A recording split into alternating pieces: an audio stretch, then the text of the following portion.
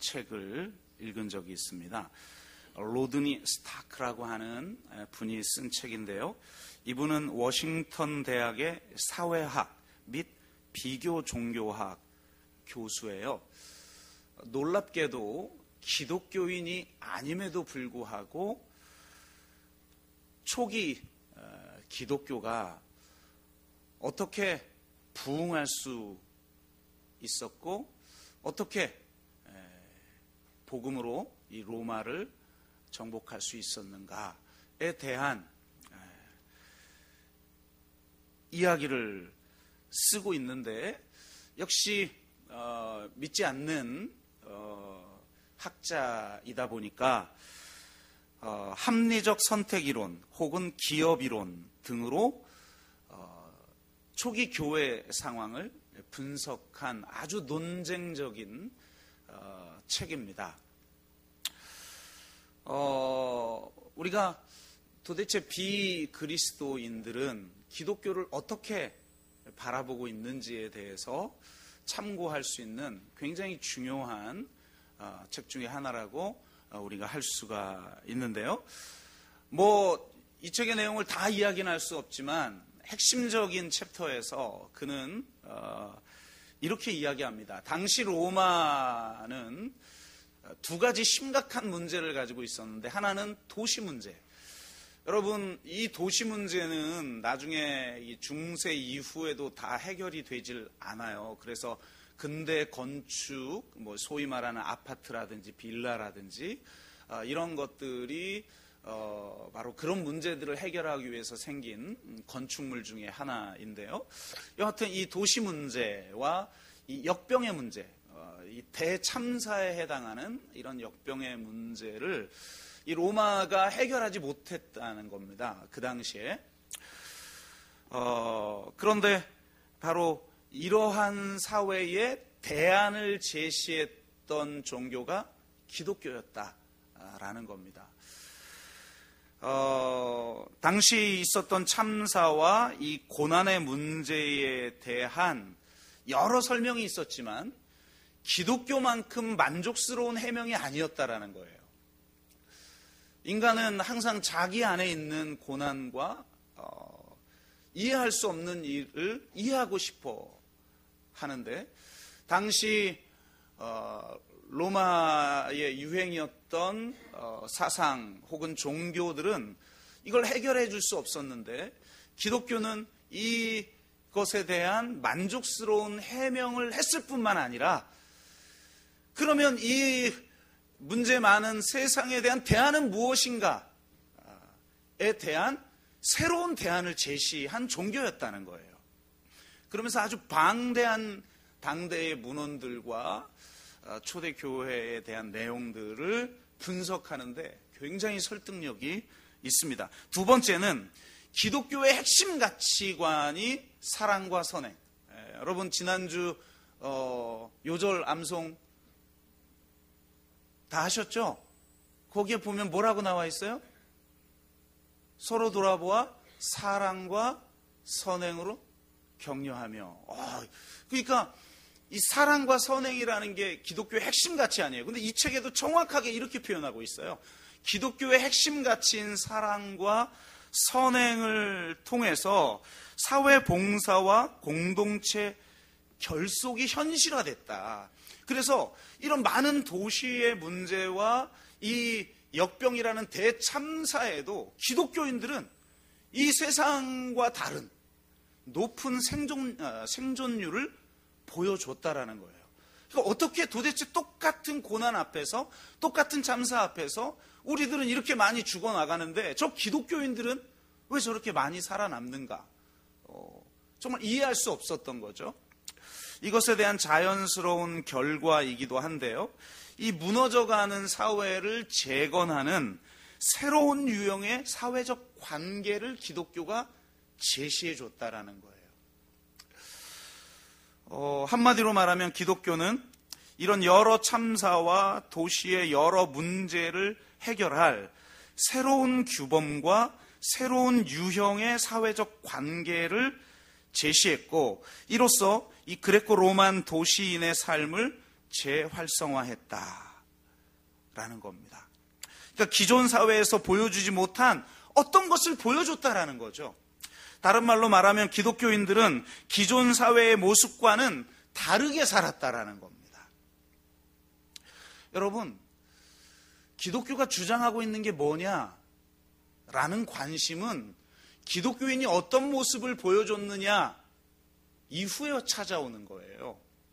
근데 우리는 기독교가 주장하고 있는 거를 그냥 소리 높여 외칠 뿐 기독교의 이 세상 사람들과 다른 기독교인의 모습을 보여주지 못하고 있는 것은 아닌가라는 고민을 해야 할 때이다.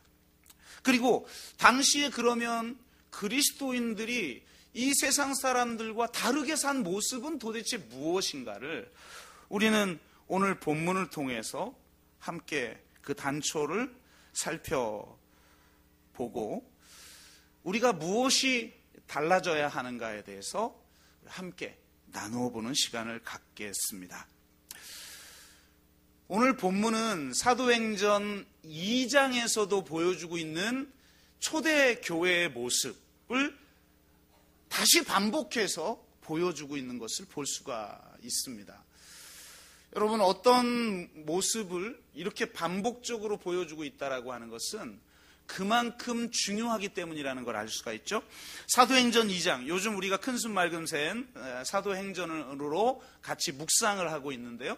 사도행전 2장을 보면 초기에 이 교회가 보여줬던 여러 모습을 보여주고 있어요. 예를 들어 사도들의 가르침을 받고 모이기에 힘쓰고 저녁 기도에 힘쓰고 떡을 떼고 그런 많은 모습들이 있지만 그 중에서도 이런 모습이 있었는데요.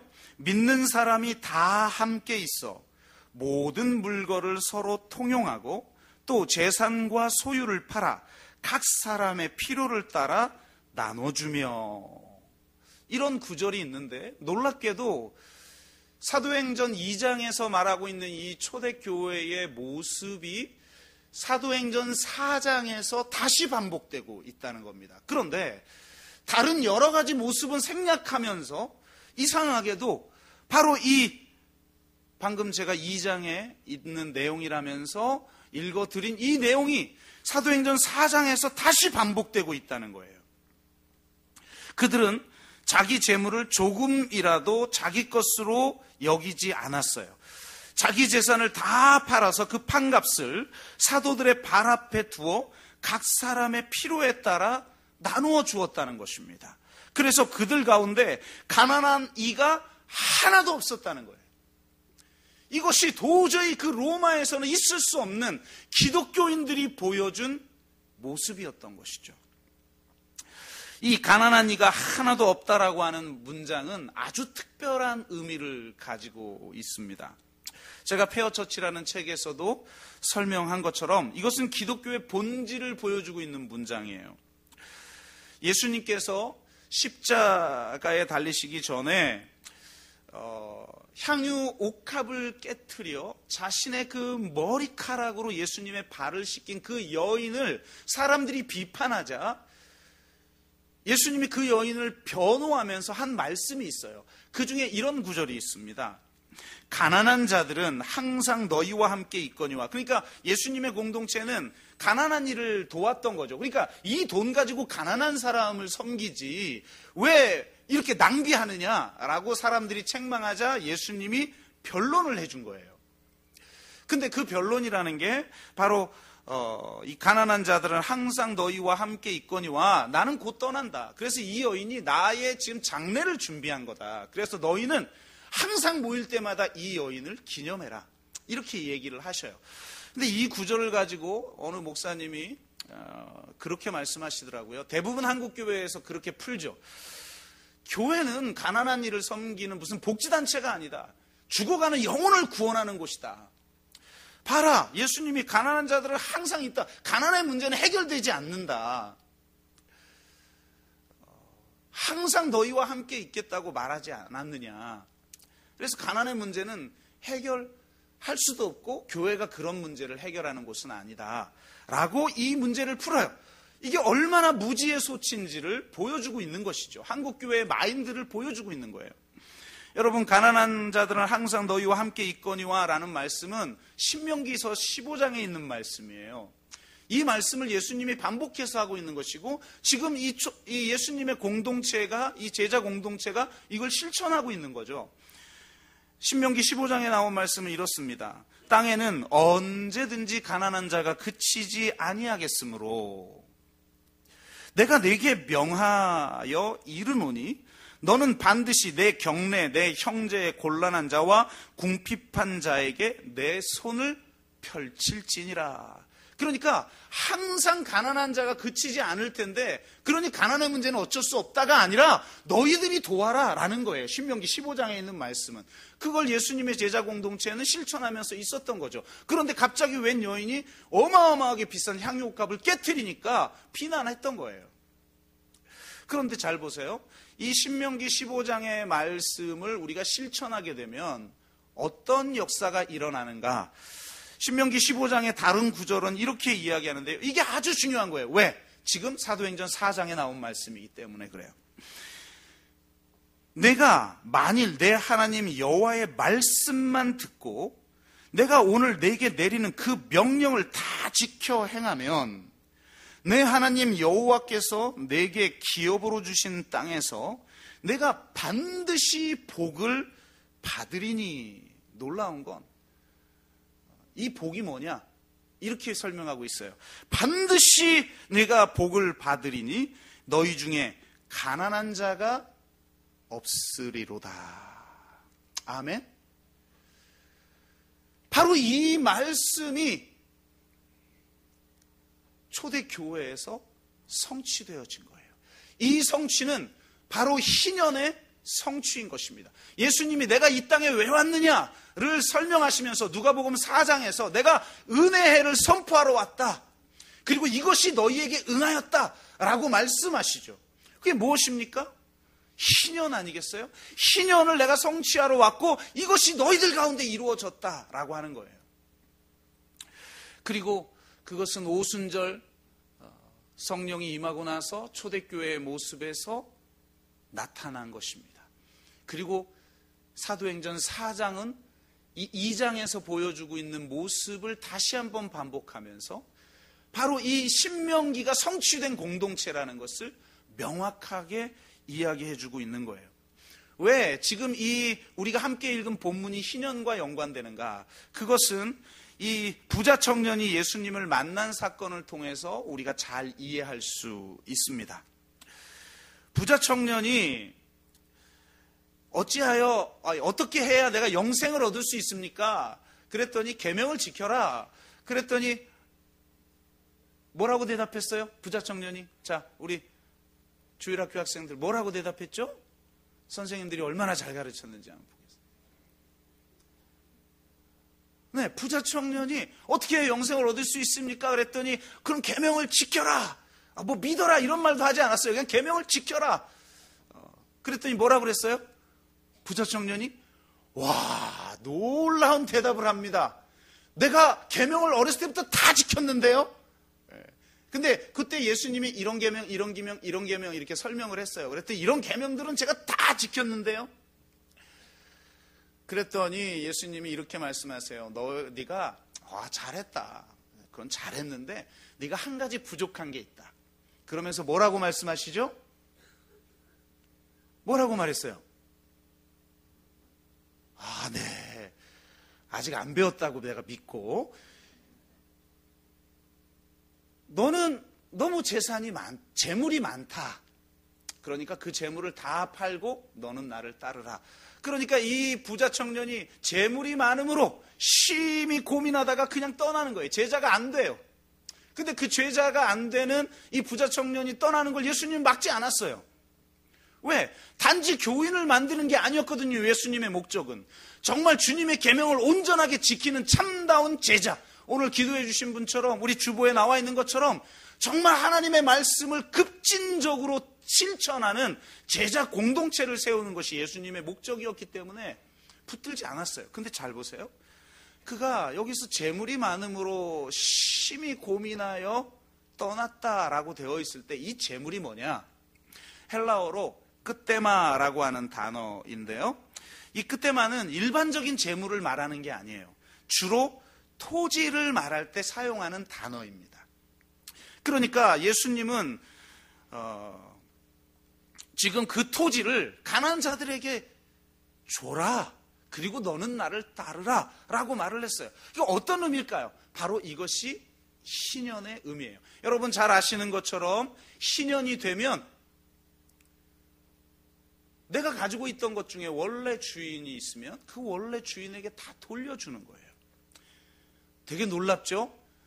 빚을 탕감해주고 노예의 신분에서 자유케 해주고, 놀라운 건 단지 빚을 탕감해주는 게 아니라 원래 나에게 분배되었던 그 기업을 돌려줘요. 그게 주로 토지죠. 토지는 사람이 소유할 수 없어요. 이것이 하나님 나라 법칙이에요. 그래서 토지 공개념이라는 것을 누가 만들었느냐? 기독교인들이 만든 거예요. 토지는 하나님의 것이기 때문에 인간이 소유할 수 없다. 그래서 인간은 그냥 잠깐 사용할 수 있는 권리만 가지고 있는데 그것도 잃어버리게 된 거예요. 하나님이 무상으로 베풀어준 그 기업을 여러 사정 살다 보면 여러분 뭐 집을 잃어버릴 수도 있잖아요. 여러분도 빚 많이 지죠?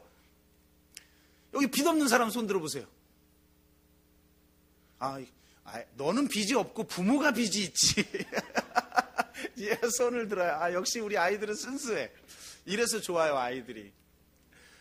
근데 살다 보면 빚을 지게 되잖아요. 근데 그걸 탕감해주고, 그리고 심지어 나에게 하나님이 주셨던 그 기업을 다시 돌려주는 거예요. 희년이 되면. 그러니까 바로 그걸 하라는 거예요. 이 부자 청년에게.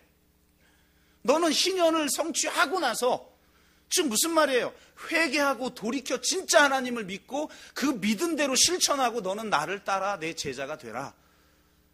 여러분 아무나 제자가 되라고 하지 않죠. 주님이. 이 부자 청년이 대견했던 거예요. 다른 계명 다 지켰다고 하니까 그런 사람 드물잖아요.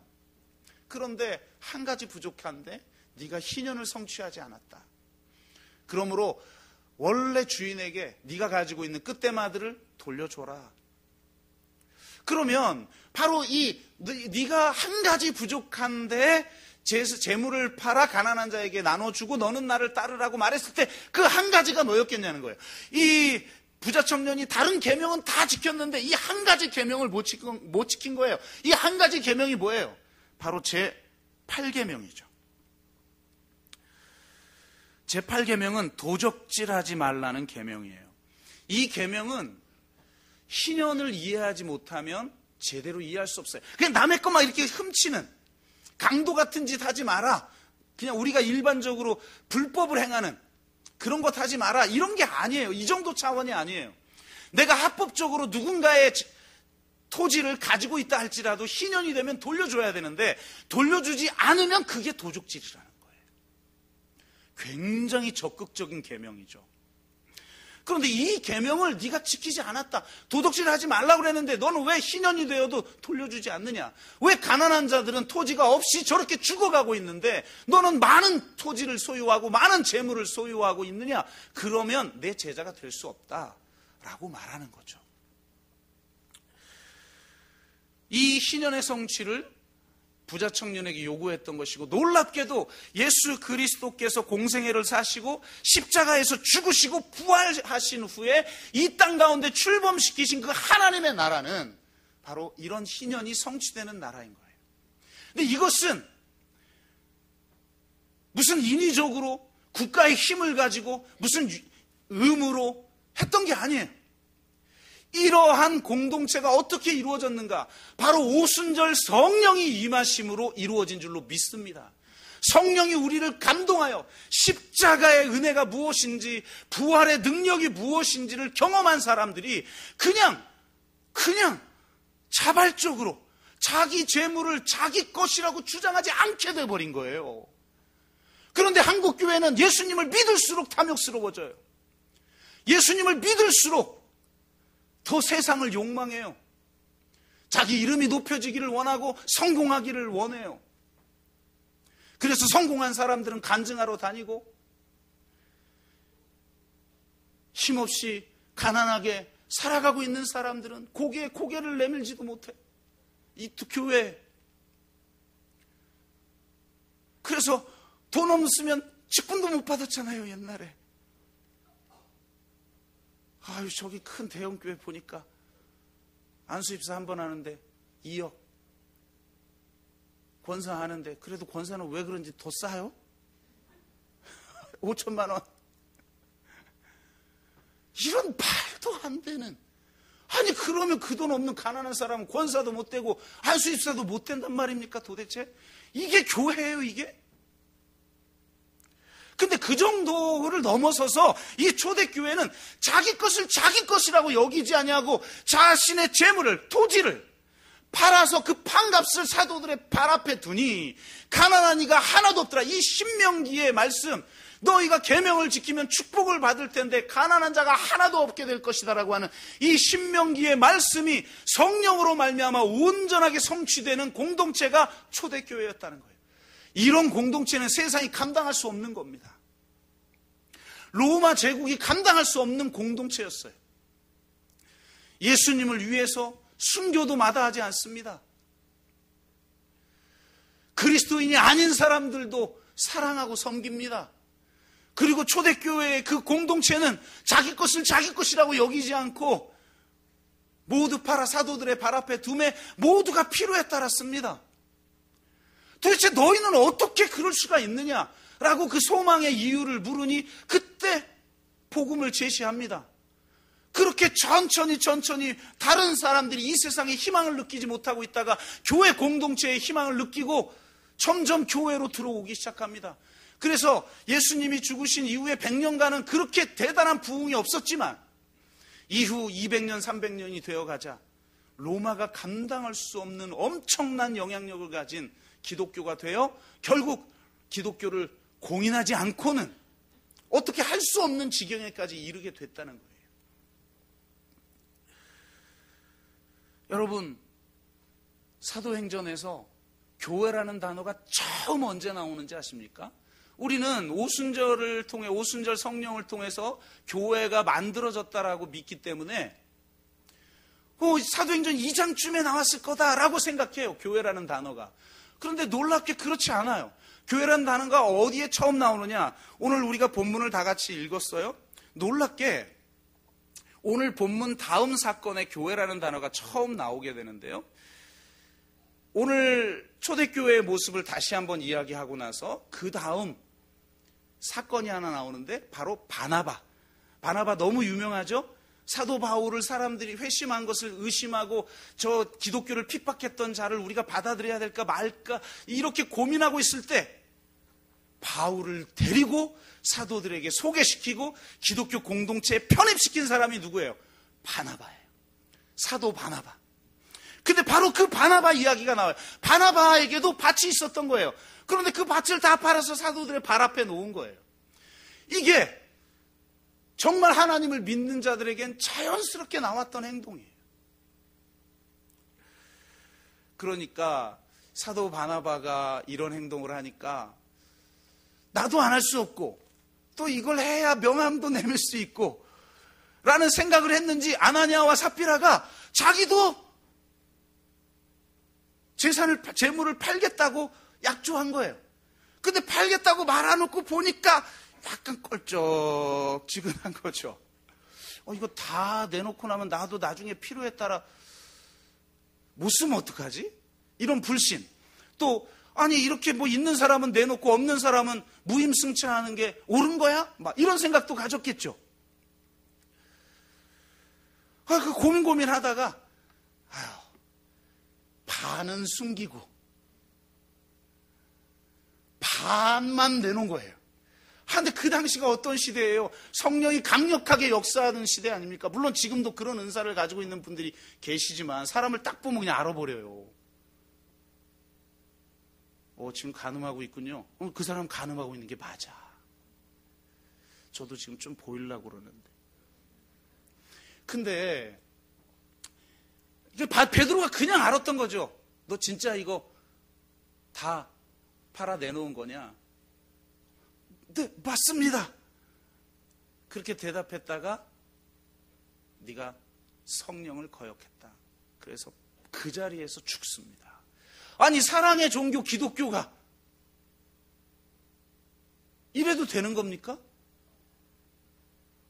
아니, 도대체 사랑의 종교인 기독교가 당시 정말 그리스도인이 아닌 사람을 위해서도 자신의 목숨을 내어주었던 수많은 역병이 돌 때 그 역병에 죽어가는 자들을 내 형제 자매도 아닌데 가서 도왔던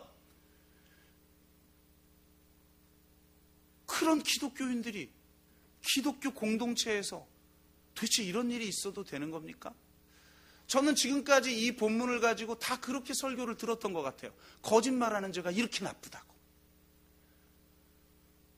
맨날 개인 윤리예요. 거짓말하지 마라. 우리 주일학교에서도 저도 원 없이 배웠죠. 거짓말하지 마라. 친구랑 싸우지 마. 교통질서 잘 지켜야 돼. 그 정도를 지금 이야기하고 있는 게 아니잖아요.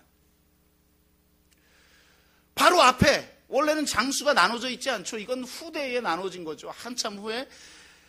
바로 앞에 무슨 이야기가 나옵니까? 신명기의 역사가 희년이 성취되는 공동체의 모습. 다 팔아 사도들의 발 앞에 놓으면 필요에 따라 나눠 쓰고, 바나바조차도 자신의 밭을 팔아 사도들의 발 앞에 놓으면 온 공동체가 필요에 따라 썼어요. 근데 그 바로 다음이 아나니아와 삽비라예요. 그들도 바나바처럼 흉내냈어요. 그런데 그들은 성령의 감동으로 자발적으로 한 게 아니에요. 진짜 내 것을 내 것이라고 주장하고 싶은 마음이 아예 사라져버리는, 그런 마음이 아예 배설물처럼 여겨지는 그런 성령의 은혜를 경험해서 자발적으로 했는데, 그들은 남 눈치 보이니까 이 내어놓은 행위를 율법을 만들어버린 거예요. 그래서 정말 자발적으로 이루어졌던 성령의 공동체, 성령의 코이노니아의 역사, 성령의 코이노니아의 역사는 단순히 이렇게 막 친교하고 그냥 뭐 이렇게 인사하고 뭐 게임하면서 서로 뭐 교제 나누고 밥 먹으면서 교제 나누고 이 정도가 코이노니아를 말하는 게 아니에요. 성령의 코이노니아가 있을 때 초대교회에 자기 것을 자기 것이라고 여기지 아니하고 유무상통하는 그런 역사가 일어나는 거예요. 교회가 성령의 코이노니아라고 말을 하면서 과연 이런 역사가 일어나는가? 이걸 돌아봐야 한다고 생각합니다. 근데 바로 이 성령의 코이노니아를 율법으로 만들어 놓고 이 초대교회에 존재했던 성령의 코이노니아의 공동체, 이 평등의 공동체, 자기 것을 자기 것이라고 주장하지 않는 공동체, 이 에덴 동산과 같은 그 공동체를 파괴시키는 사단의 역사라고 판단했던 거예요. 그래서 바로 이 문제, 이 교회의 본질에 해당하는 이 문제를 해결하고 나서 이 아나니아와 삽비라 사건이 있고 나서 교회라는 단어가 처음으로 나와요. 진짜 교회로 인정된 거죠. 너희가 이 시험을 이겼느냐, 이 유혹을 이겼느냐.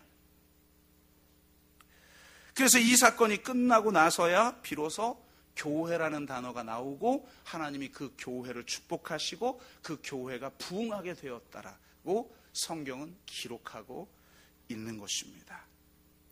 여러분, 기독교는 이 세상과 다른 공동체입니다.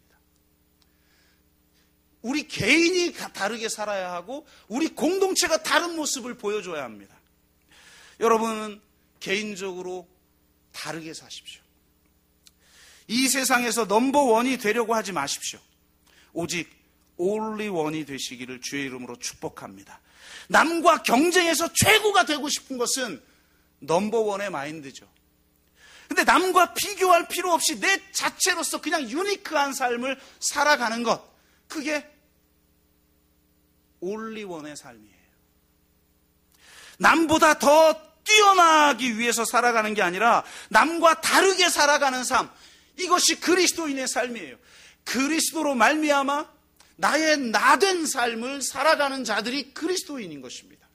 그리고 내가 나답게 살아가는 것이 바로 하나님 나라의 가치와 완전히 일치된 사람, 이 사람들이 그리스도인이에요.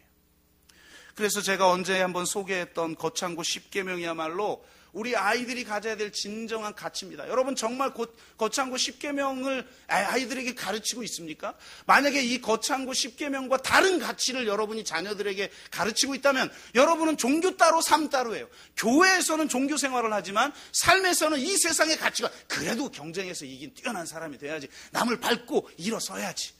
부자가 돼야지. 내가 못 배워보니까 돈이 없어 보니까 너무 힘들어. 그러니까 너희들도 어쨌든 이렇게 돈도 가져야 되고 성공해야 되고 남보다 뛰어나야 돼. 이렇게 가르친다면 여러분은 크리스찬이 아닙니다. 거창고 10계명은 이렇게 얘기하고 있죠. 월급이 적은 쪽을 택하라.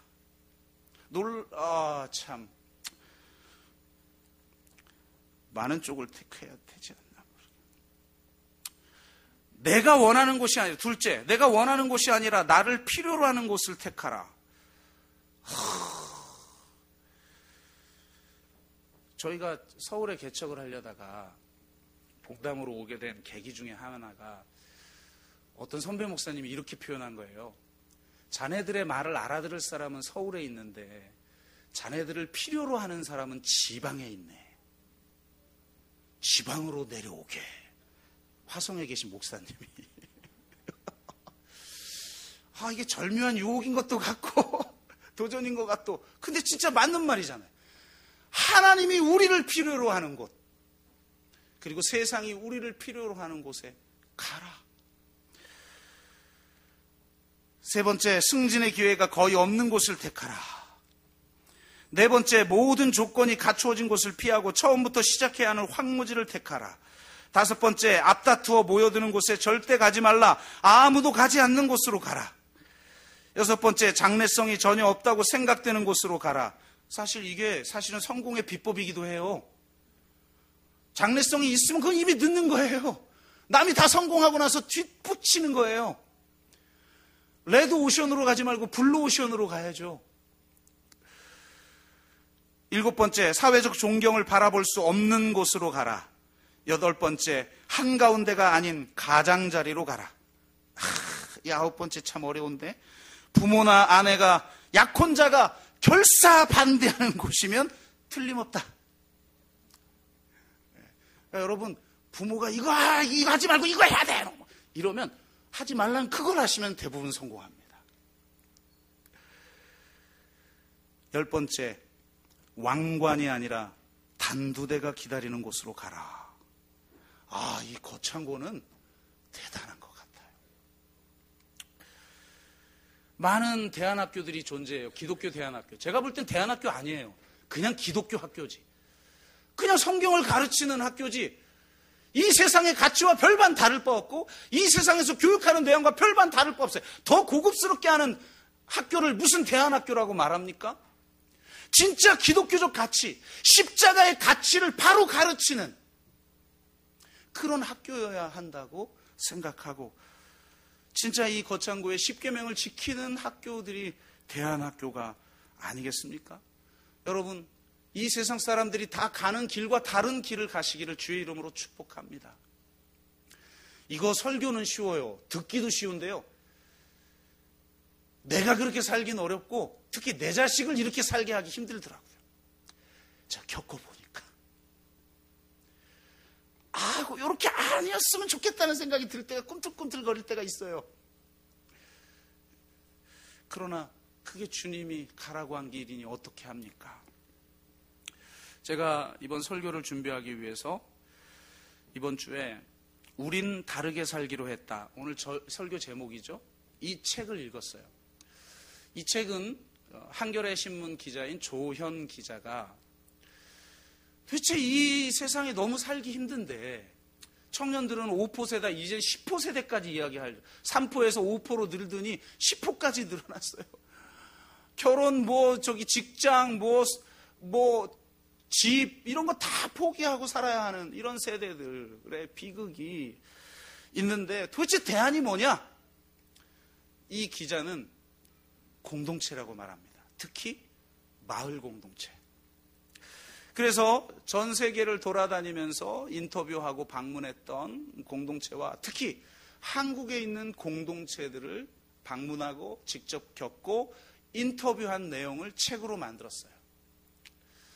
제가 이 책을 왜 읽었느냐? 일단은 저희 교회가 짤막하게 소개되고 있다는 거. 저희 교회에 직접 조영 기자가 와서 저하고 인터뷰하면서 짧게 요약한 내용을 올렸어요. 우리가 진짜 하고 싶은 내용을 온전하게 다 전달을 못해서 또 짧은 분량이라 안타까움은 좀 있는데요. 어쨌든 한 3분의 1은 외국 사례고 3분의 2는 한국의 공동체를 취재하면서 이 공동체가 바로 이 한국 사회의 대안이다. 제가 외국 사례 중에 흥미롭게 읽었던 것은 지난번에 코하우징 특강을 이 아틀리에 건설 주식회사 대표이사이면서 하우징쿱 주택협동조합 이사장이신 그 기노체 대표께서 저희 교회에 오셔서 강의를 한번 해주신 적이 있죠. 주일 오후에. 근데 그 내용 중에 본인이 최근에 갔다 온 일본에 있는 공동체 하나 소개한 거 기억나십니까? 뭐였죠? 뭐였냐고 물어보는 게 예의가 아니죠. 저도 모르는데, 저도 기억 못하는데 책을 봤는데 그 공동체가 마지막 공동체로 소개되어 있는 거예요. 이 에즈원이라고 하는 공동체를 소개하고 있는데 놀랍게 이 공동체는 자립에도 성공했어요. 바로 어머니 도시락이라고 하는 상품이 대박이 나버려가지고 없어서 못 파는 그런 마을 기업을 성공시켰는데, 놀랍게 이 공동체는요, 통장이 하나밖에 없어요. 말이 안 되잖아요. 직원들도 많고 그 공동체원들도 많으면 우리 다 각자 통장 가지고 있는 거 아니에요. 근데 이 공동체는 통장이 하나예요. 모든 수익이 그 하나의 통장에 들어가요. 그리고 각자의 필요에 따라 써요. 아니, 이렇게 하면 무임승차하는 사람도 있고 게으른 사람은 더 게으르지고, 또 여기는 자기가 쉬고 싶을 때 쉬고 일하고 싶을 때 일해. 원칙이 그거밖에 없어. 그러면 다 게을러지지. 근데 그 논리 자체가 추상적인 추상적인 논리이고, 그것은 막 이런 거대 도시 같은 큰 단위에서나 통하는 것이지. 여러분, 공동체에서 누가 그럽니까? 그렇게 하지 않아요. 그래서 놀랍게도 너무나도 풍요롭고 행복하게 얼굴이 천사 같아요, 다. 누구도 그렇다고 게으르게 일하지 않아요. 열심히 일해요. 그리고 자기 것을 자기 것이라고 하지 않고 필요에 따라 나눠 써요. 그런데도 기업까지 운영을 하면서 그 공동체가 유지가 돼요. 왜 기독교회는 이런 공동체가 초대교회는 존재했는데 점점 사라져버리고, 왜 도대체 이런 다른 곳에서 이런 공동체가 나타나고 있는가? 이건 정말 안타까운 일이에요.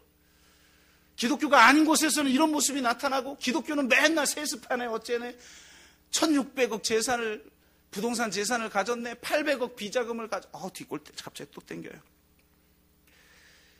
이게 도대체 누가 예수를 믿고 싶어 한단 말입니까?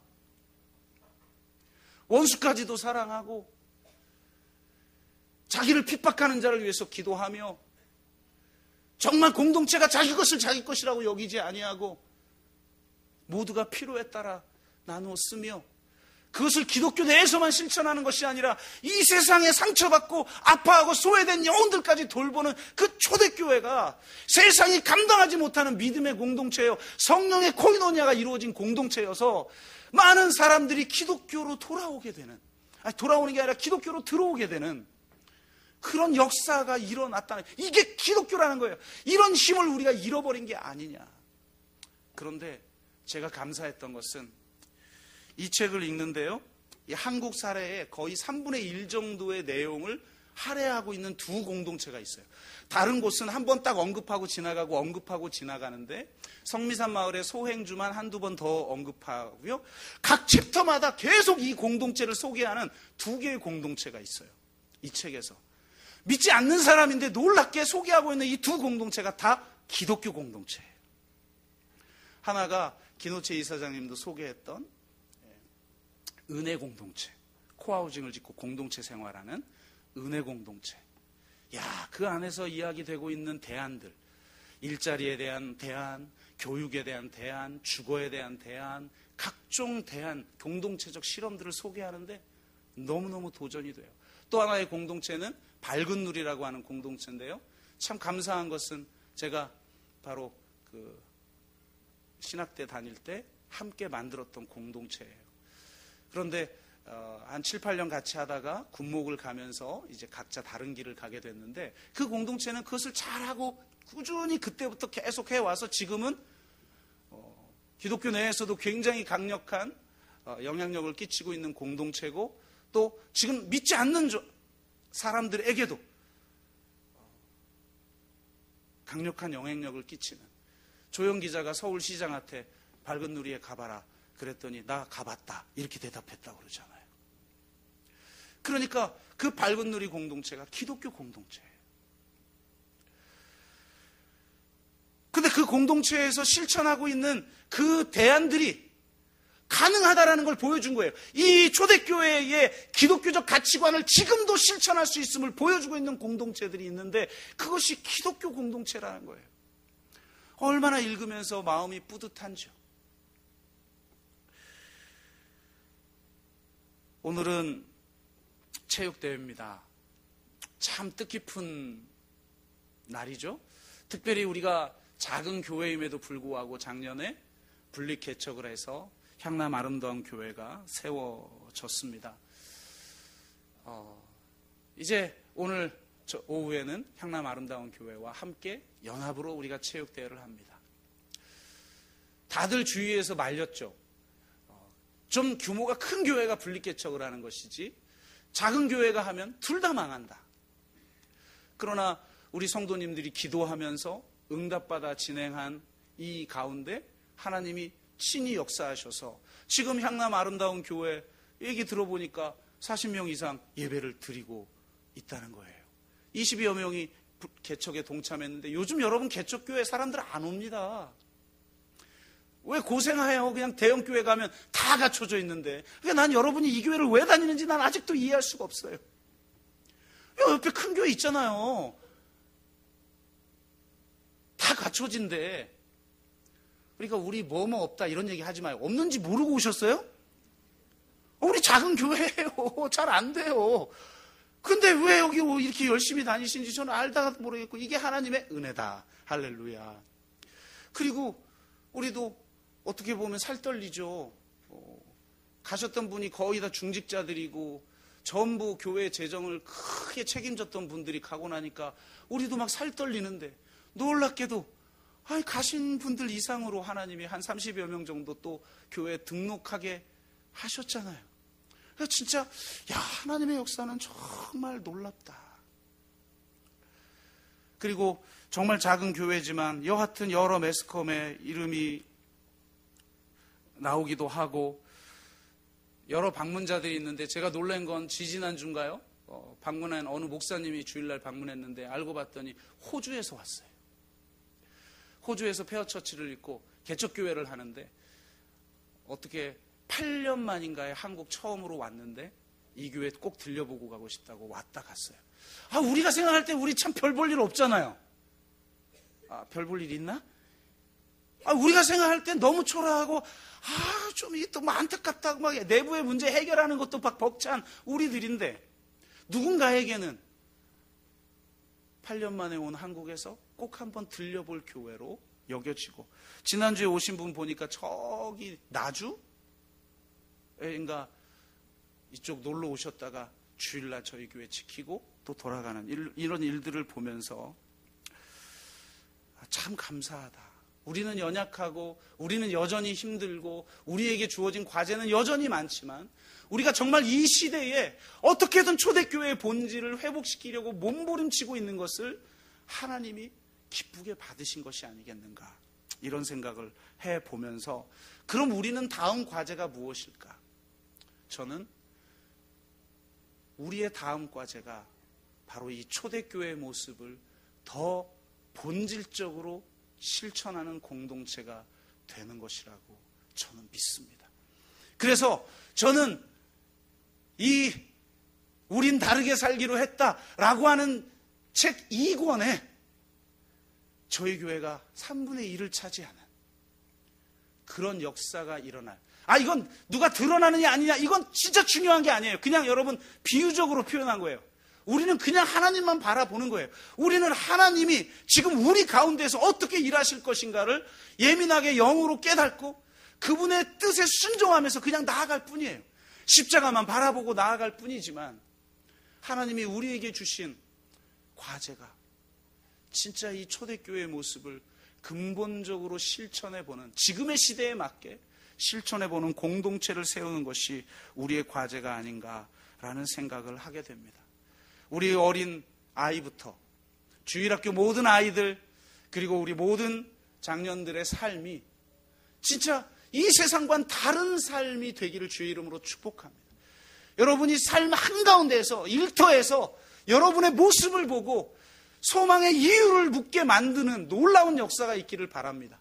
그리고 이 공동체로 우리를 부르셨기에 이 공동체가 정말 세상이 감당하지 못하는 믿음의 공동체요, 초대교회의 이 모습을 회복하는 그런 공동체로 세워지는 그런 교회가 되기를 주의 이름으로 축복합니다. 그런 공동체원으로 부르신 모든 분들이 오늘 오후에 모여 운동장에서 체육대회 합니다. 여기서 은혜 받고 운동장에서 싸우고 금 밟았네 안 밟았네, 너 죽었네 안 죽었네, 우리가 이겼네 아니네, 심판 판정이 왜곡됐네 어쨌든 뒷골 땡겨요. 이전에 있었던 교회에서 체육대회를 금지시켜버렸어요. 체육대회 했다 하면 싸워. 이쪽 교구 안수집사와 저쪽 교회 안수집사. 그래가지고 오죽하면 자격증을 가진 전문 심판을 모셔왔잖아요. 도대체 뭐예요? 우리가 예수 믿는다는 게 도대체 뭐예요?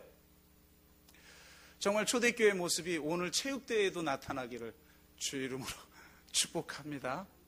아멘. 원수까지 사랑하라고 그랬는데 내 형제를 막 미워해. 체육대회 하다. 정말 우리 공동체에 주신 그런 놀라운 과제를 온전하게 실천하는 저와 여러분 되기를 주의 이름으로 축복합니다.